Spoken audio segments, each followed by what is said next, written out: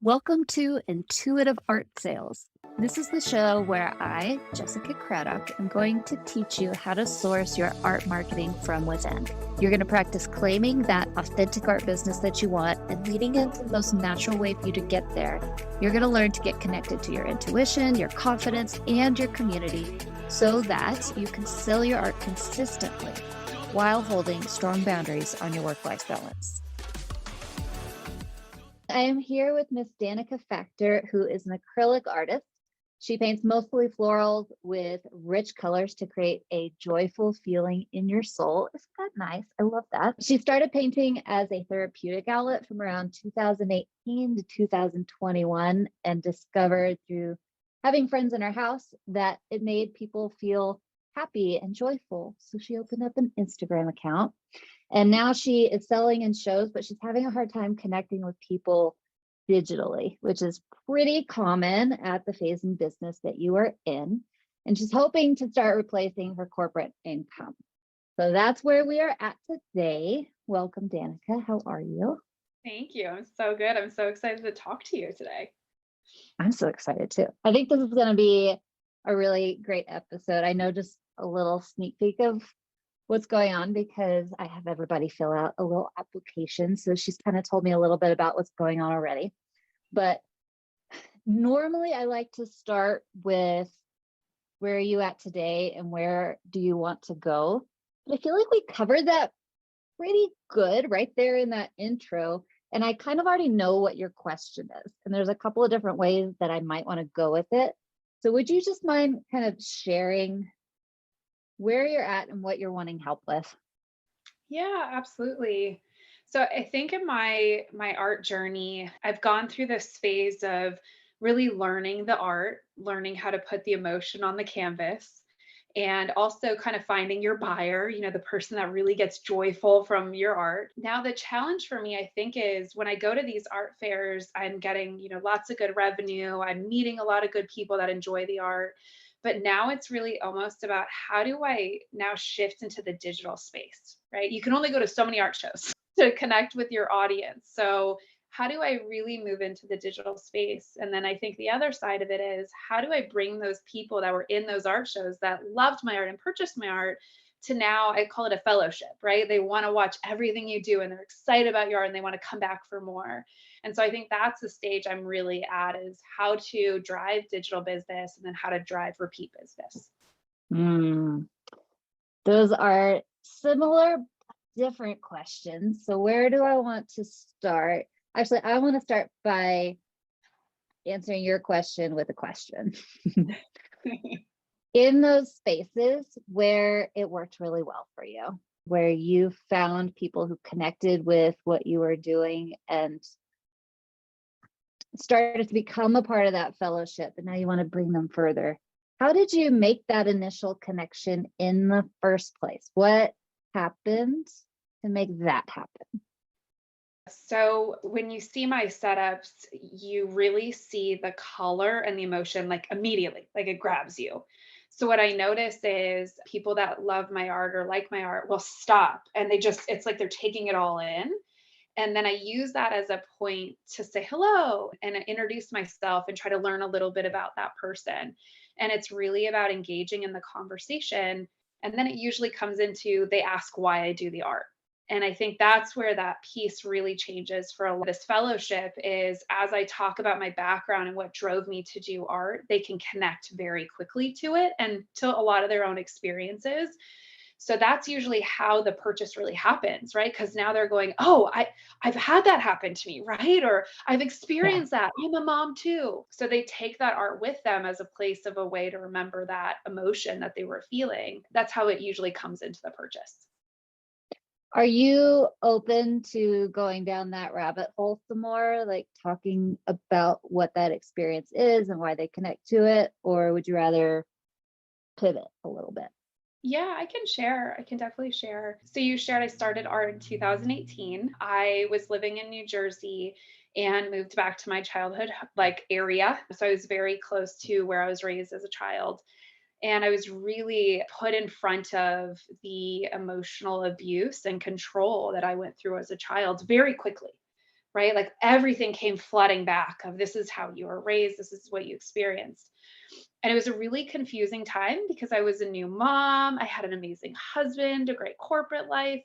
And so I was going through anxiety and depression and was like, what now? Right? This doesn't make sense. Everything's great.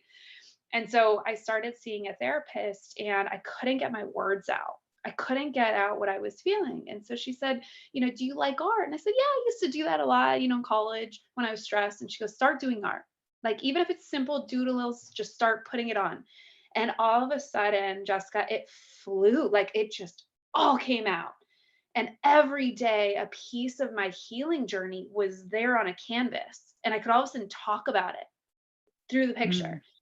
And so I think all of us, in some fashion, some of us may have had great childhood experiences, but maybe you had a bad experience with a friend. Maybe you had a bad experience with a loss or a death, right? I think we all can connect to being a child is actually difficult, right? Like, we want to say it's great and it's all right? these good things, but there's a really big aspect that's hard. And so I think we can all relate to, we all need a little bit of that child healing. And so I think a lot of people, when I share that story, they go, I get it. I get it. And I get why it's vibrant because you're telling that little kid, it's okay. Like, it's okay. We're going to be okay. So, yeah. Is that so? Just to clarify, when they ask how it came about, that is the story you tell, and then they say, "Oh, I understand." Yeah, Yes, I'll usually preface it by this might be triggering, right?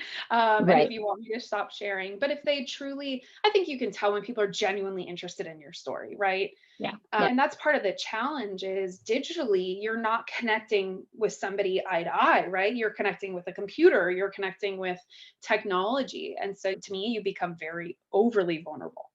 So it's Hmm. harder. Yeah, I get that. I really do, and it's something that I have had to work through for myself in being able to open up and feel vulnerable and be myself online. And honestly, from the outside in, someone that looks at my stuff probably would be like, that's not vulnerable. But for me, it is. And the longer that I've created content, I'm going on 6 or 7 years now, I don't even know at this point, the more vulnerable it gets to me. And for me, it's a little bit at a time. If I were to encourage someone else, I'd be like, do it faster than me. Let me help you like push through that so you don't have to drag it out forever. But it's also a thing that will never stop. There will always be that growing and learning. So there's really, like I said earlier, I think there's two different directions we could go here because one is, I think, that fear of being vulnerable can, is that the word you'd use, vulnerable? Yeah. Yeah. Yeah. Okay. Absolutely. I think that fear of being vulnerable can be a big red stop sign, where even if you know how and what, you're still not going to do it. Yeah. Or it could be that you're willing and you're ready to dip your toe in, but you just don't know how. And so you need like some guidance around the best way to start. And that's where Which I'm do you at. think would be the most helpful? The second one? Absolutely. Yeah. Cause I think I've gotten through the fear, right? That was why I tried the craft shows first. Was like, Yeah. okay, that's where I'm comfortable talking to people. So I think you're absolutely right. I'm ready. It's just kind of now, okay, how do I now do this? How do I go through Yeah. this process? So what I like to take my clients through is a kind of an evaluation of what are your values that relate back to the thing. I usually have about three of them, three kind of overarching topics. But for the purpose of today's discussion, to keep it, not super lengthy, I'd like to do one with you. And I almost feel like that word may or may not be a value. It might be that you want to talk about trauma, abuse, healing, something like in that realm. Is there a word that you would choose that feels the most aligned for you? I think it's the healing piece. Healing. It's healing and authenticity, because that's really what abuse takes away from you is finding the authentic truth of who you are. And you find that through healing. So you already kind of started. So what I like to do is name that one word. And you said healing and you said authenticity, but I almost feel like authenticity is actually the word today. Yeah. Because what we do from there is we take that word and we say, why is this word unique to you? What do you believe about this word? How do you think about it differently than other people? What are the benefits of this word to you, etc.? So you already said that abuse takes authenticity away from you. And that is a unique viewpoint. That is not something that I've ever heard anyone say before. That's something that would make me stop and think and go, oh, yes, me too. I relate to that. So what you wanted earlier at the beginning of this was you wanted to find out how to talk about your story in a way that people can relate to, that will want to stay on that journey with you. Mhm. I'm going to give you something that I was actually talking about in a coaching call earlier today. A lot of times we get scared to say the same thing over and over, think that people are going to get bored or stop listening, not want to hear it anymore. Like, why are you still talking? And this is this voice in our head, right? Yeah. So what really switched that voice for me was using Instagram. Because when I scroll through my feed, it'll show me, I don't know, 10, 15, 20 people I know at the top. And then it'll start showing me random stuff that I didn't ask for, but apparently I'm interested in because I keep Yeah. scrolling. So That every now and dog, then, that dog story all the time, right? Or the puppies. exactly. So they'll really nail it and they'll get something that I just love. And I'm like, yes, Instagram algorithm did it again. And I'll click through to that person's profile. And what I'm looking for is, are they saying that similar, same thing in different ways? And if they're not, I don't hit the follow button. I don't want to continue on my journey with that person. I just take that as a nice little gem that they put out into the world, but I don't really relate to anything else that they did. I want more of that thing that made me stop my scroll and click through to their profile. Got it. So that phrase that you used, abuse takes authenticity away from you. There's a million different ways you can talk about that. You can tell different stories of yours. You can talk about your healing journey. You can, like, there's lots of different ways that you can say that same thing. Yeah. But unless you say it over and over, people aren't going to get it. They're not going to hear it. You're not going to get that connection that you are when you're talking face to face and telling people about your story. Yeah. Gotcha. The other thing that you said is authenticity is about finding the truth of who you really are, which is kind of the definition of authenticity, but also it's a really nice way to say it that probably isn't used very often. Mhm. So that could be a second phrase for you. And let me also say, you don't have to nail these perfectly. Like, the way that I help clients get these is just by saying, okay, tell me about that, ready, go, and letting them ramble.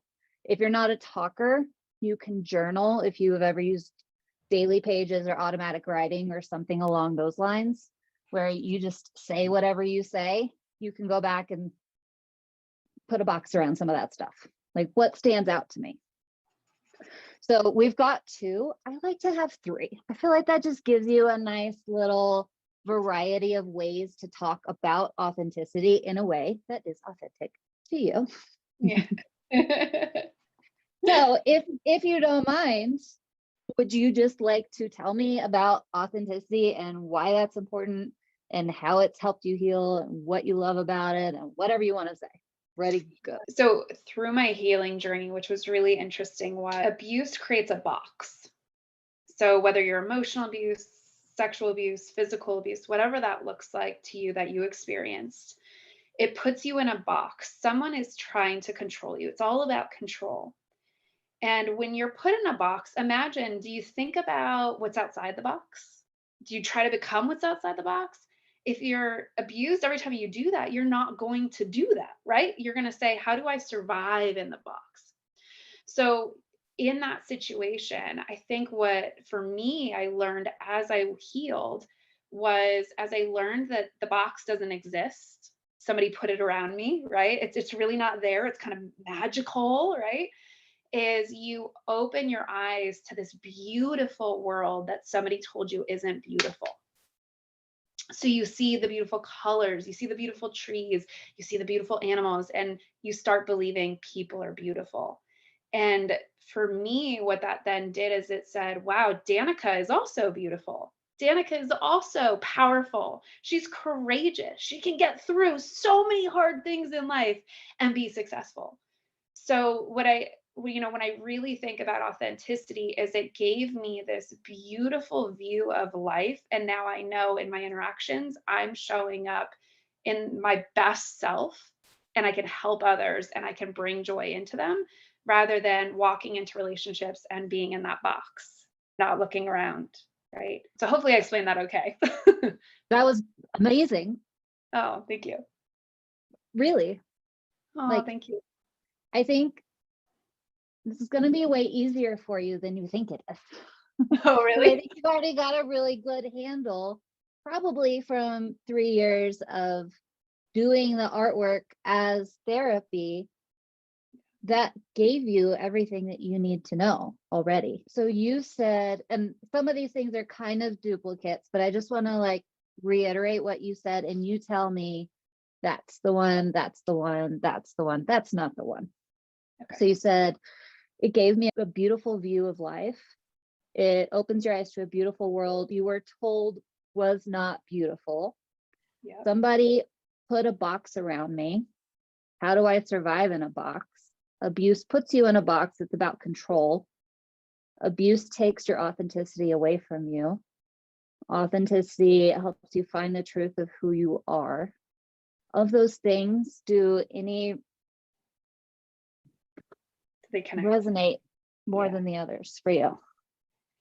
I think that beautiful view does, because that's kind of how I feel in my art, right? Is if I was that child and I saw the world as I see it now today, that's what I'm putting on the canvas, right? So I Mhm. think that beautiful view really, really connects is authenticity gives you a more beautiful and real view of life. Beautiful and real. And then the part where you said, open your eyes to a beautiful world you were told wasn't beautiful, it could turn into more of a narrative about what you just said. I also really resonated with abuse puts you in a box.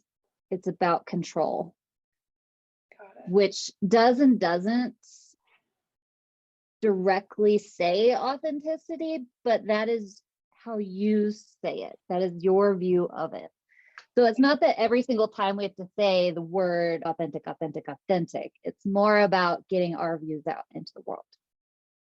Yep. And that's accurate. Yeah, that's accurate. And that makes a lot of sense too, because it's saying, I think the part of my story which I'm struggling with is how to frame it, right? And I think what you're saying is Mhm. frame, right? And then the healing is where you find how to take the abuse out of you, right? Helps you find who you truly are. Yes, that Yeah. makes sense.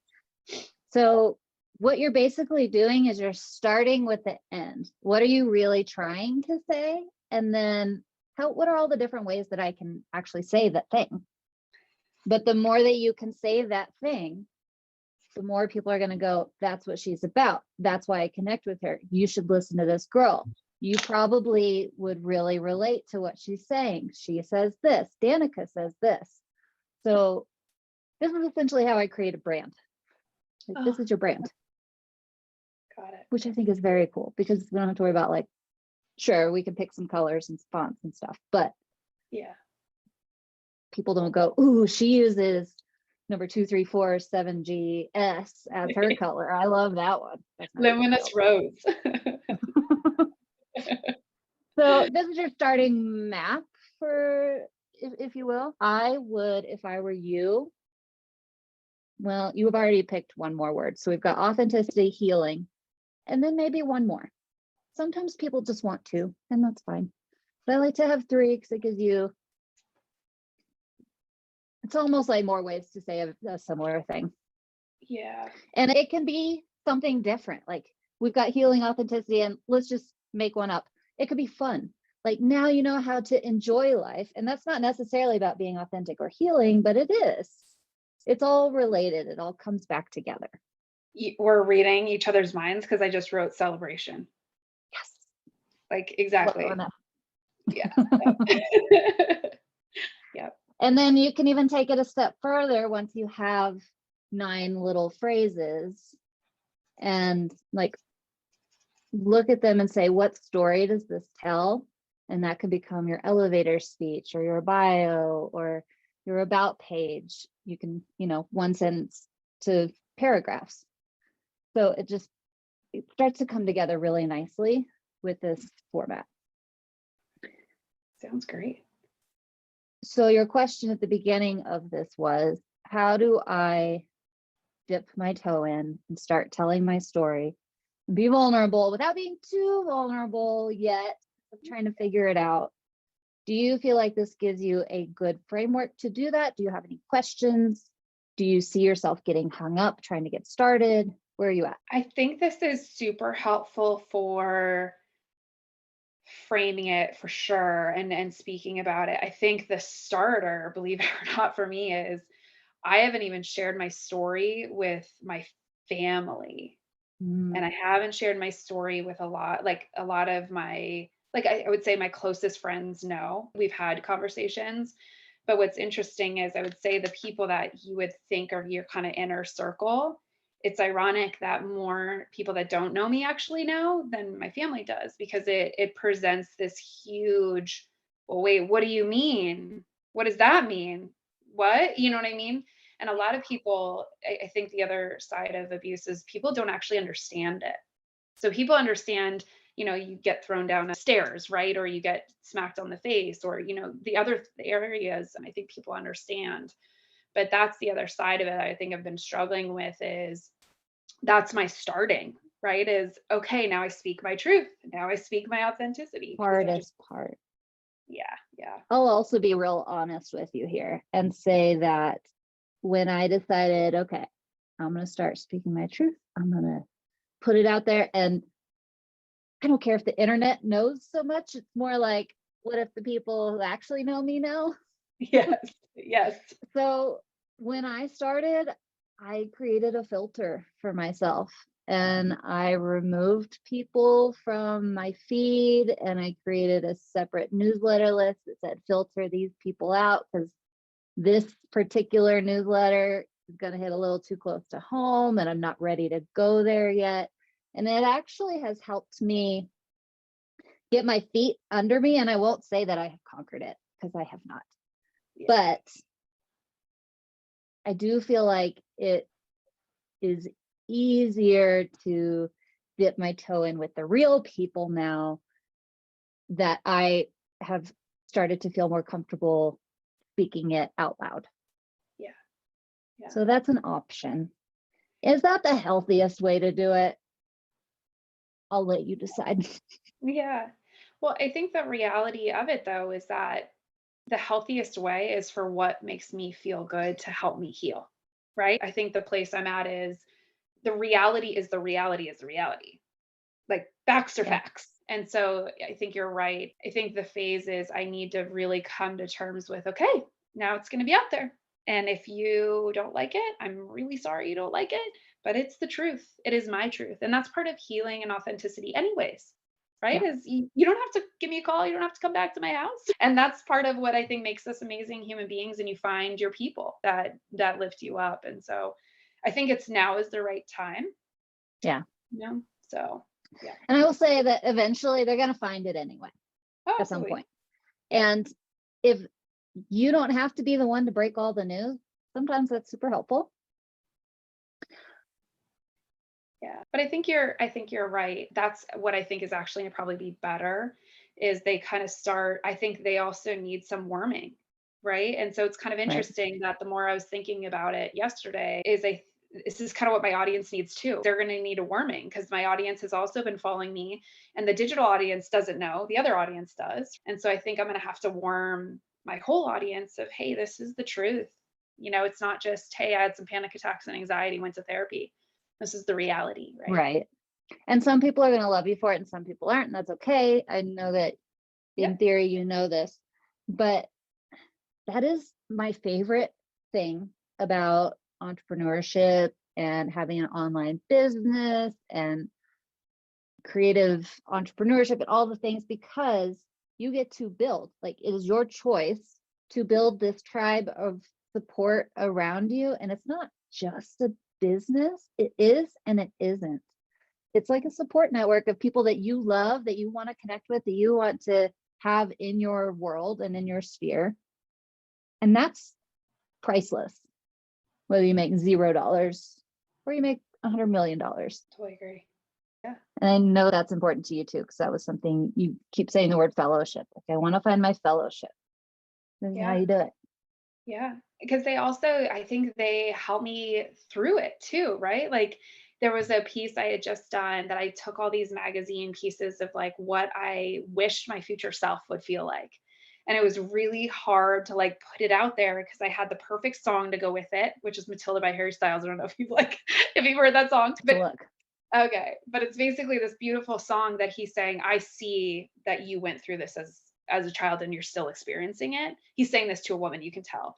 And so I had made this painting about my wish for my future self, and I put it up, and there was this comment that came through my DMs, and it was all of a sudden like all the worry I had had about posting what had happened just completely changed. And I was like, she's the one I'm painting this for. She sees it, she gets it, she needs it as much as I do, right? So yeah, I hear you, totally hear you. So the other thing I'll throw out, and then we probably need to wrap up, is that I like to have let's just call it a mantra that my clients can use to like help them through those moments, and like write down every day to keep going. And the second part of it is, and I inspire others to have the same. So maybe it's something like, I'm looking at your words here. I inspire others to show up as who they are. I have a beautiful life full of fellowship, healing, and authenticity, and I inspire others to have the same. That's a good one. I like that. You can change just the words. I change mine every so often. Just maybe I'll tweak this word or that phrase, but it's just really nice to have to help you remember and ground you into, this is why I'm doing this in the first place. I like it. Thank you. That's awesome. You're welcome. I knew this was going to be fun. Thanks for doing it with me. It was. Thank you. You are so welcome. All right. Well, Miss Danica, if they want to check out your Instagram and see how you are progressing, because this probably won't be out for a month or two after we've recorded it. Pressure. Time to put stuff out there. Ready to go. Yep. Where can they find you? Yeah, they can find me at Danica Factor Art on Instagram. And then my website is also danicafactorart.com. And those are the best places. Awesome. Let's see. I'm going to spell it DANICAFACTORART on Instagram. Yeah. Great. Okay. Well, thank you so much. Have a lovely rest of your week. And I'm going to make sure that you get started because I want to watch. All right. Sounds good. Thank you. You're welcome. Thank you so much for listening to this episode. If you haven't yet, be sure to hit subscribe so that you can get new episodes loaded straight onto your phone as soon as they're ready. And as an added bonus, when you subscribe, it helps other artists find this advice so we can learn how to make our art more valuable as a community. What could be better than that? And be sure to say hello and let me know you've been listening over on Instagram. My handle is @ArtistMarketCo. I would love to hear from you.